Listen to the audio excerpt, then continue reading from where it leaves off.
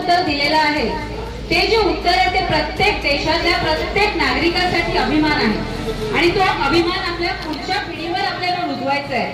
कारण आज जो पाकिस्तान आपल्याकडे बघतोय त्या दूरदृष्टीने खरं पाहता त्याला इतर ज्या देशांचा सपोर्ट आहे त्या देशांना आपल्याला उत्तर द्यायचंय की आम्ही सगळे एक आहोत।